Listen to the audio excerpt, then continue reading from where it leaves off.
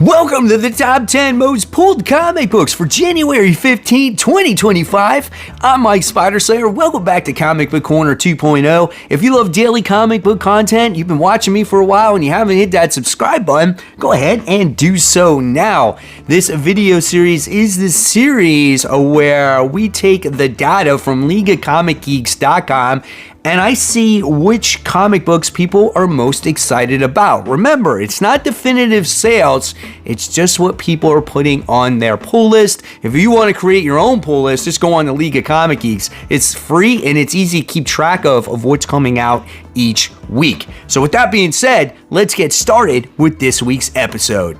So we always start with the outside looking in, and there's 5 of those books before we get into the top 10. And the first book we're talking about this week, guys, is Laura Kinney, Wolverine. This is issue 2. Legacy numbering 70, this 32-page comic for $4. This book does have 3,344 pulls, so it is a little bit up from last week. I thought last week was a lackluster week. This one's written by Erica Schultz, and the art here is done by Glada Belvizio. When it came to this first issue, I wasn't overly impressed. Laura was trying to stop this mutant from being captured by some generic villain, but this one could be better as she is teaming up with Elektra Daredevil. So we'll see what it has to offer. I'll probably give this one a try, and it will be the determining factor if I continue the series or not. I really do want to like it because I am a fan of Laura Kinney. The second book that's on the outside looking in goes to Storm. This is issue 4. The legacy numbering here is 15, 32 pages for the price of $4. This is a book that is starting to kick off the whole Doom event that is going to be going on this year throughout the Marvel Universe. This book does have 3,722 pulls. The writer here is Morwenna Idlewell. I'm so sorry if I said your name incorrect. And the artist is done by Lucas Warneck.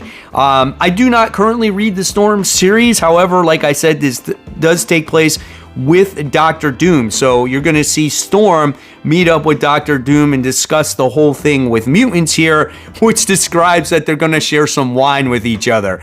So you'll see what this book has to offer. Let me know in the comments below if you're reading Storm and you're enjoying it. Unfortunately, the third book that's on the outside looking in is G.I. Joe, issue 3. Surprised this one is a little bit lower.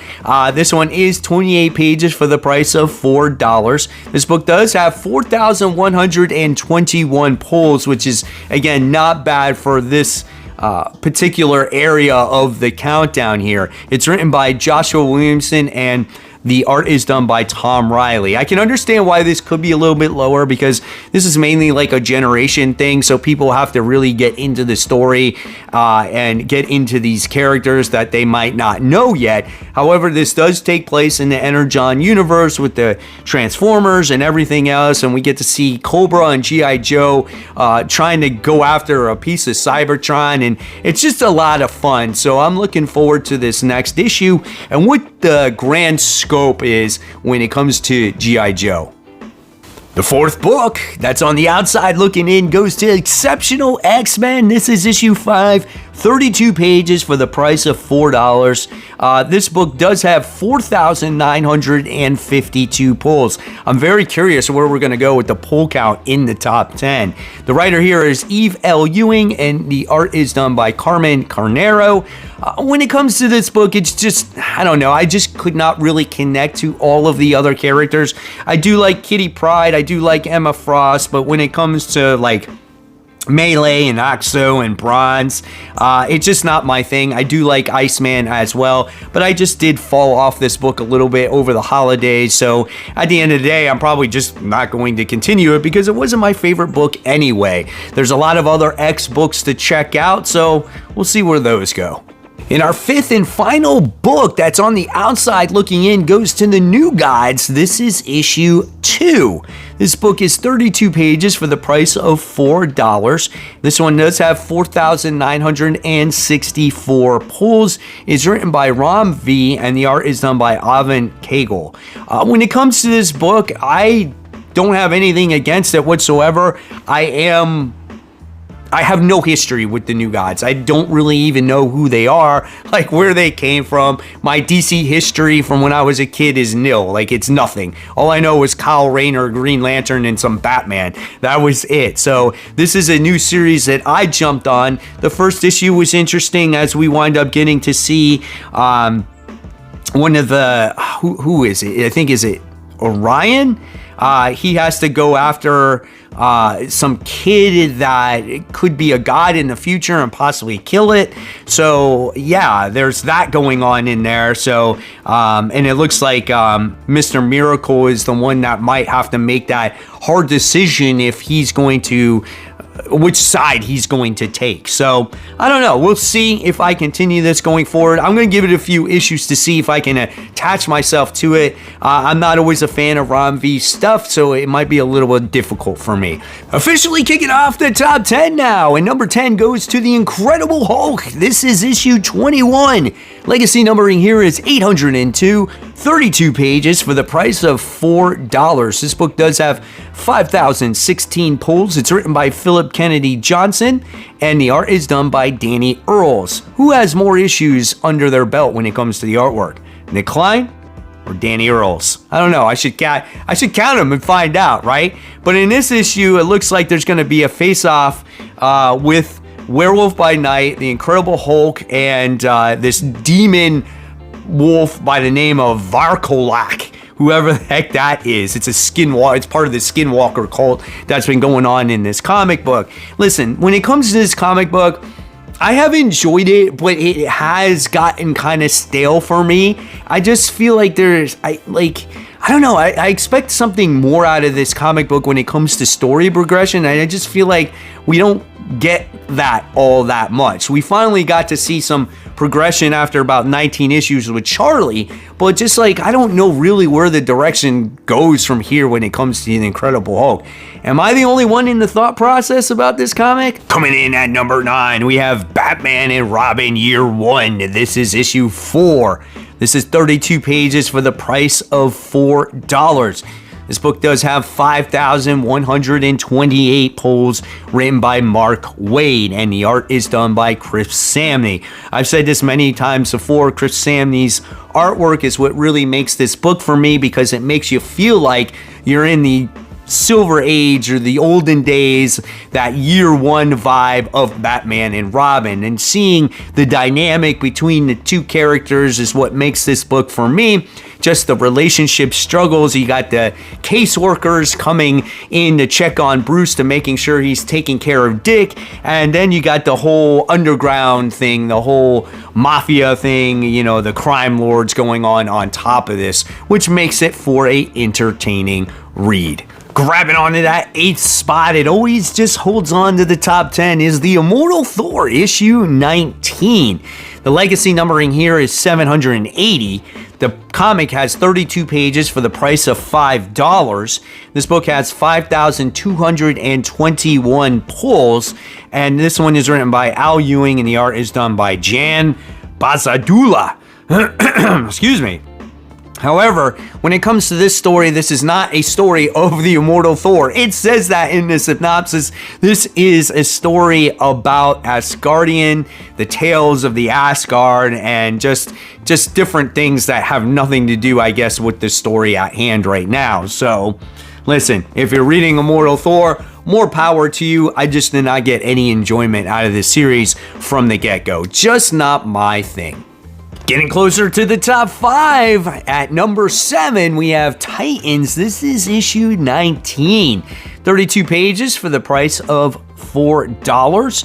This book has 5,769 pulls. How many of you guys are digging the Titans right now? This one is written by John Layman. The art is done by Serge Acuna. When it comes to this issue, it looks like the Titans are going to be going against Killer Frost here. So, listen. That's pretty cool, but what it seems like this book has been doing every single month it comes out, they're just going against random villains, and Deathstroke is behind everything. You know, what's the grand scheme of the story? I'm sure we'll find out soon. It's kind of different seeing Donna Troy being the one in charge of the Titans, and then all the other interactions of the characters have been fine. It hasn't been my favorite Titans series that I have read, but I'm sticking with it a little bit to see, again, the direction of the story since the all-new jumping on point. Grabbing onto that number 6 spot goes to Miles Morales' Spider-Man. This is issue 29, legacy numbering 311.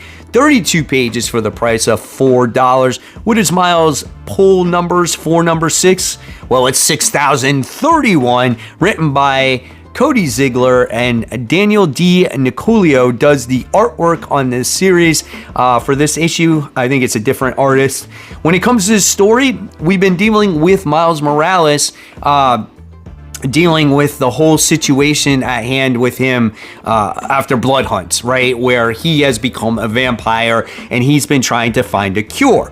And, he has to find this cure, otherwise it's going to be uncontrollable, like, bloodlust for him. And he's going to do battle in this issue against Black Panther. Black Panther has put him through these trials and tribulations to control his lust and for blood, and now it looks like they're coming face to face. Does Miles Morales prevail and exile the curse forever? I guess we'll find out in this issue, and going forward, I think Miles Morales is going to be teaming up with Deadpool. So great stuff from Cody Ziegler here, and my hat's off.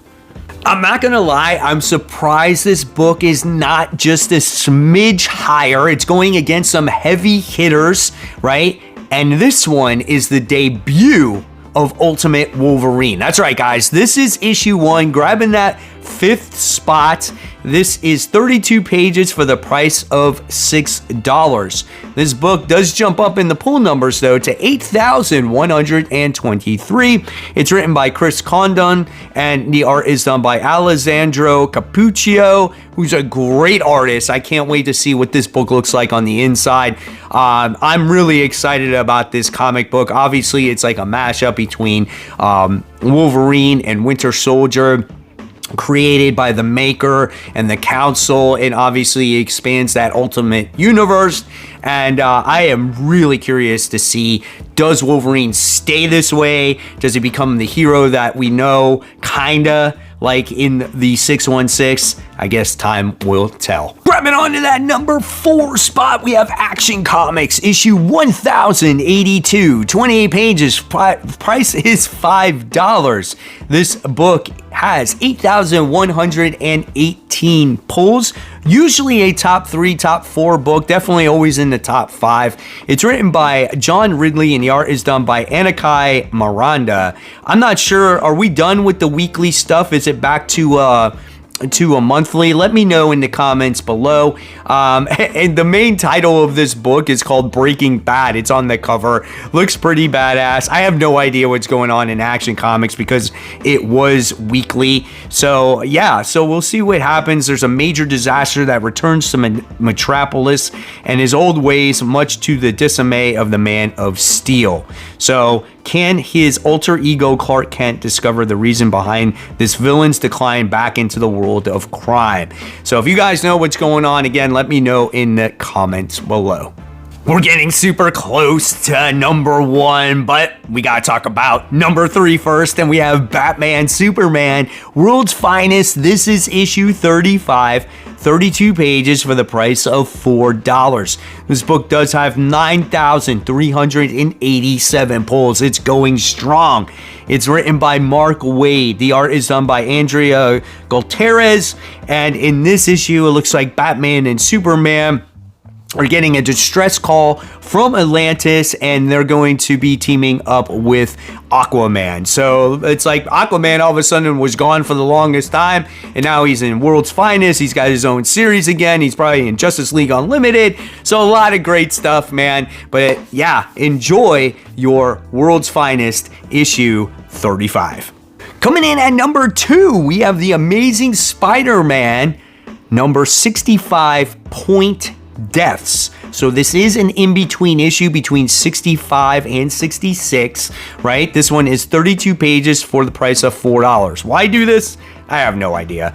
Anyway, it has 11,091 pulls. This one is not written by Joe Kelly. It's written by Derek Landy, and the art is done by Kev Walker. So in the last issue, we did wind up getting to see Spider-Man go against this Scion of Sidorak, who put the weight of death on his shoulders, and it came to a realization. It's like, what's the point of saving people when people are just going to die anyway, no matter what? So pretty interesting to get to Peter that low, to disregard human life. So I'm curious, like, how he bounces back from that. And it looks like now he's going to meet with the Scion that wields the power of death. So I don't know. We'll see what happens going forward with this. I know the next issue he hooks up with like Black Cat, I think, which is probably what he needs, and then he feels better. So remember, after number 1, we are not done, as we have Spider Slayer's Sleeper Pick. This is a comic book that's out of the top 15 that I already discussed that might be a book you guys could show interest in, so stay tuned for that. But this week's number 1 goes to Nightwing issue 122. It's a 32-page comic for the price of $5. This book does have 12,940 pulls. It doesn't blow away the other books that are up there, right? But it's no absolute Batman, but it does hold on to that top spot. And Dan Watters doing a pretty decent job of writing the Nightwing character. And I am curious to hear what you guys think of this run. Do you like it better than Tom Taylor's run, right? And in this issue, it focuses around Nightwing and his past, and does it catch up with him? And he's still dealing with this CEO that works for Spheric Solutions, where she has the police under her thumb. And it's a quite interesting book, and the artwork is a little bit different. So I'm curious to see the direction of this comic, and I want to know in the comments below, are you guys enjoying it? So now it's time for Spider Slayer's Sleeper Pick, and that one goes to Space Ghost, issue 9. That's right, guys. This one is 32 pages for the price of $5. This book has only 1,924 pulls. It's written by David Pepose, and the art is done by Jonathan Lau.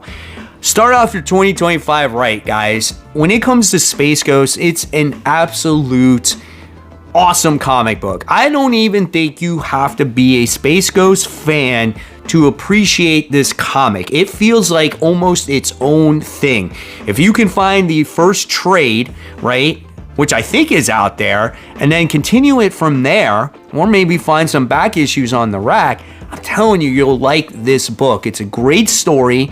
It's got great artwork. It's always entertaining. It's fun. It's just a wonderful book, and it was one of my favorite books when it comes to independent comic books of the year, and it was a surprise book of the year. So please go out there, go find yourself some Space Ghost. I don't think you'll be disappointed. And there you have it, webheads. There is this week's episode of Top 10 Most Pulled Comics. What are you guys most excited for this week? Let me know in the comments below. Also, I'll leave you some brand new content here, guys. New series, Indie Gems, Marvel vs. DC. First episodes of those series for the new year. Hopefully you guys will check them out. They're a lot of fun to do. And of course, guys, remember, support the local comic shops. Keep buying, keep collecting. Always remember, read your comics so we have great comic conversation.